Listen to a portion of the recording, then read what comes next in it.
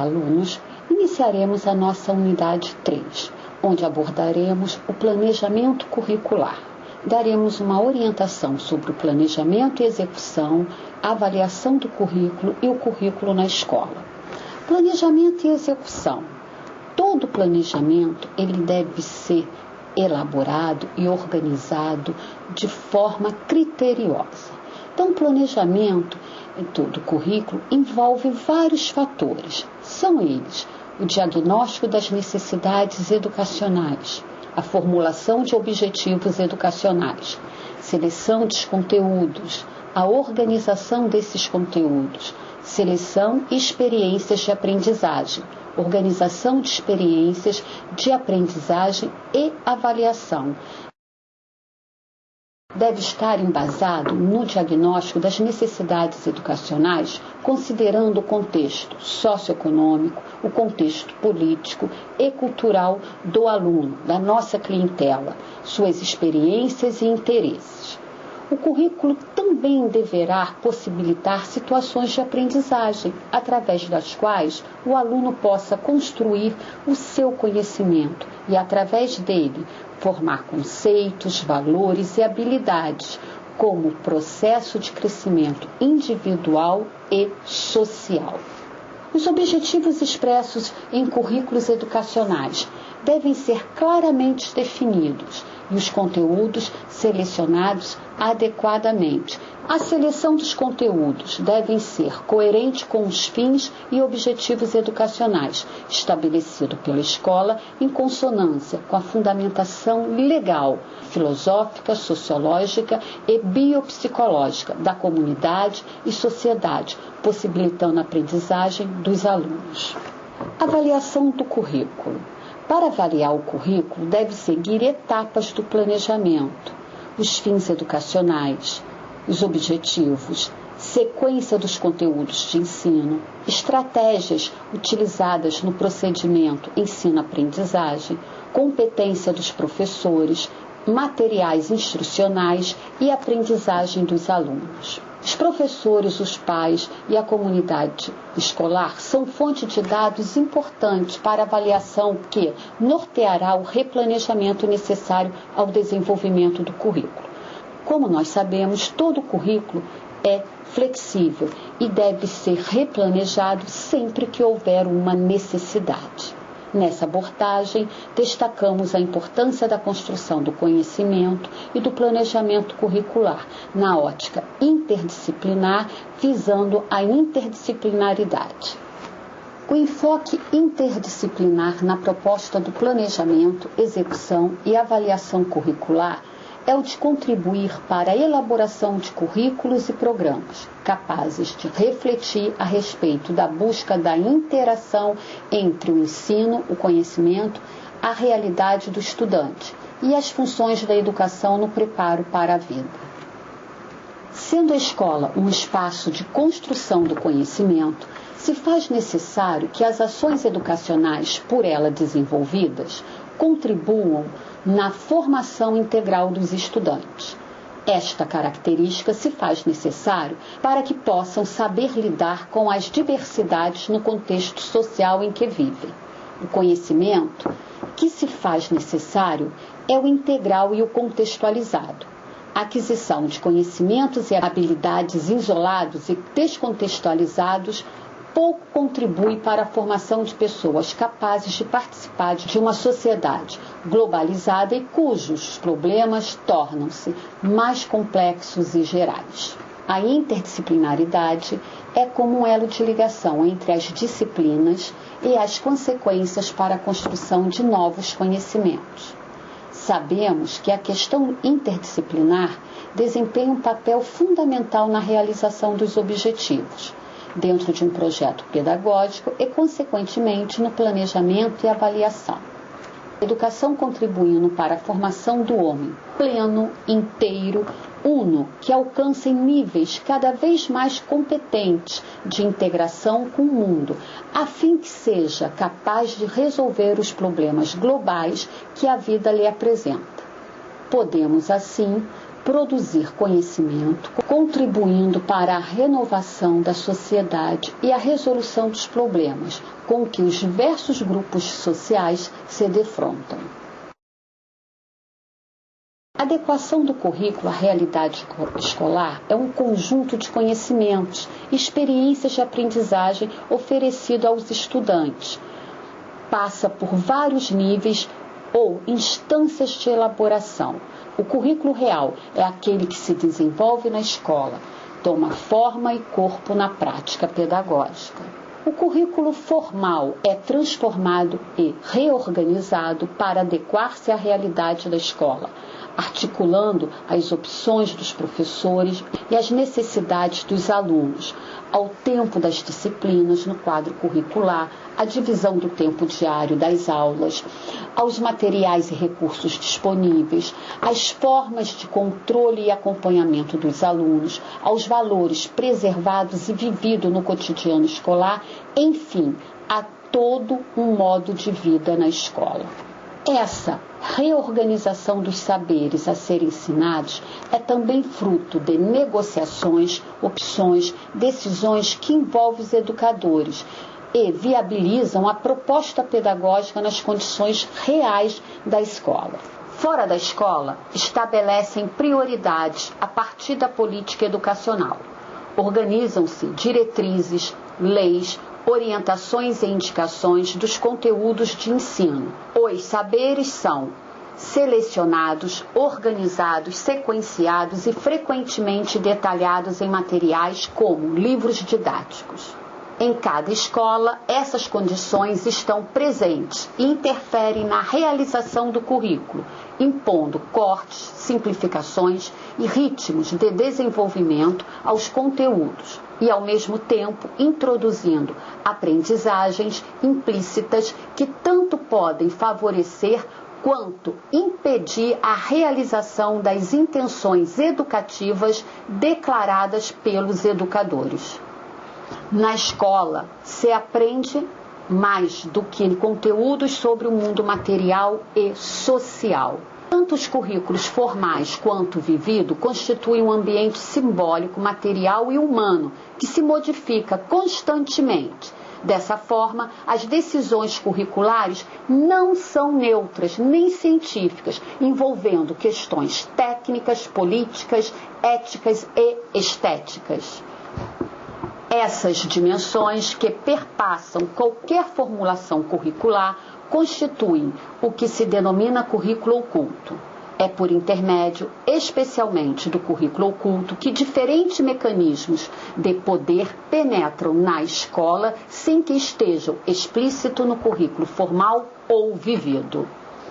Não é simples selecionar saberes relevantes e preparar citações. O currículo determina e orienta o trabalho escolar. A escola participa de uma elaboração ao selecionar e organizar os saberes, com vista à transmissão e aprendizagem dos alunos. Esta não é uma tarefa meramente técnica, pois é preciso tomar decisões que envolvem interesses, posicionamentos, sentimentos, conflitos e divergências. Não é simples selecionar saberes relevantes e preparar citações para sua apropriação. Isso implica escolher conteúdos que tragam para dentro da escola o conhecimento mais avançado, para que os jovens possam se tornar contemporâneos de seu tempo, como alerta Gramsci.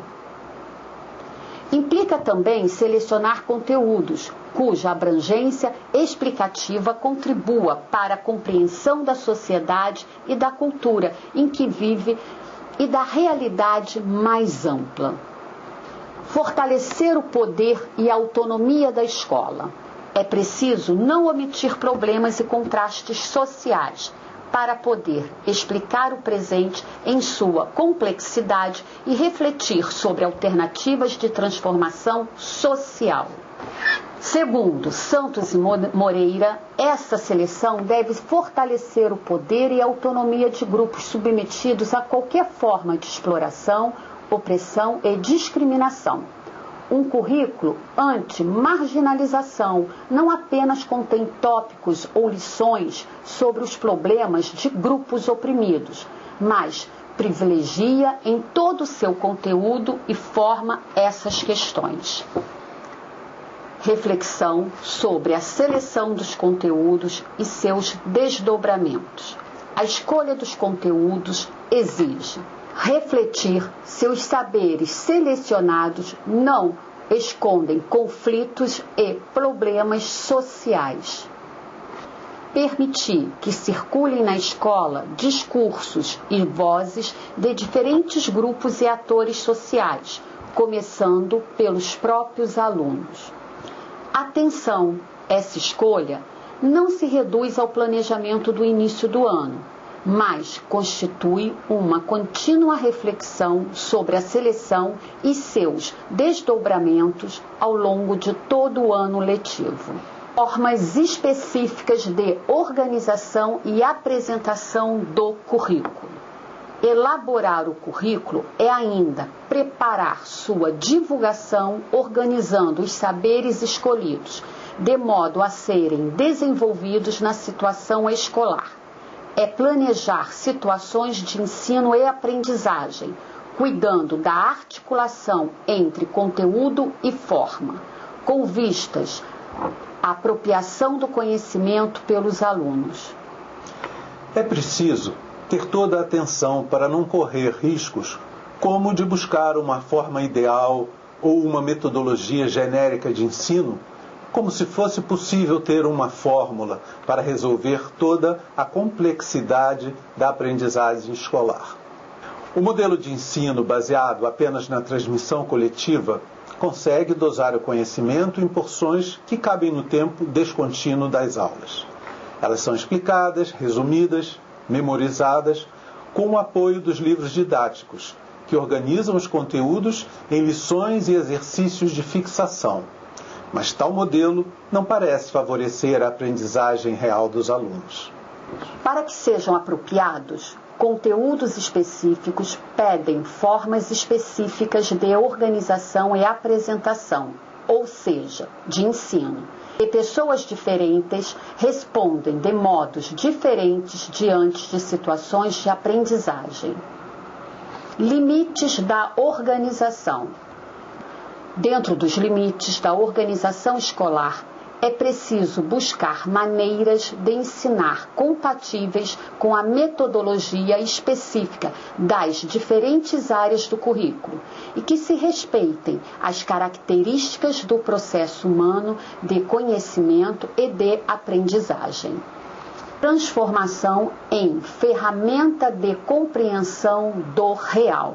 A escola trabalha com o conhecimento. Isto significa reconhecer a escola como local de ingresso dos estudantes, numa modalidade especial desse processo humano, que não começa na escola e se prolonga pela vida afora. O processo de conhecimento, mesmo em sua modalidade escolar, implica em movimentos de relações recíprocas entre o sujeito conhecedor e o universo a ser conhecido. A escolarização deve, portanto, possibilitar que os alunos adquiram chaves conceituais de compreensão do seu mundo e de seu tempo, permitindo também que tomem consciência das operações mobilizadas durante a aprendizagem, para que prossigam com autonomia nesse processo de conhecimento.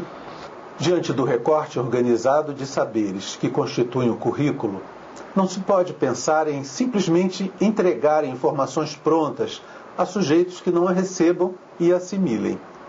É na relação dos estudantes com o conhecimento produzido que este será transformado em ferramenta de compreensão do real, em parte indissociável do conhecimento-processo, ou seja, da ação humana do buscar significados, elucidar o real, constituindo o objeto e se constituindo como sujeito. Sujeitos interagem entre si com linguagens e saberes. O conhecimento é compreendido como construção social, segundo os principais autores da sociologia do currículo. Santos e Moreira comentam que ele é produto de concordância e consentimento de indivíduos que vivem determinadas relações sociais, por exemplo, de classe, raça e gênero, em determinados momentos. Esta construção ocorre pela interação e depende do contexto social e cultural de um referencial comum. Sujeitos interagem entre si, com linguagens e saberes, trazendo para a relação sua cultura e seus significados. As mudanças culturais chegam às escolas através dos currículos.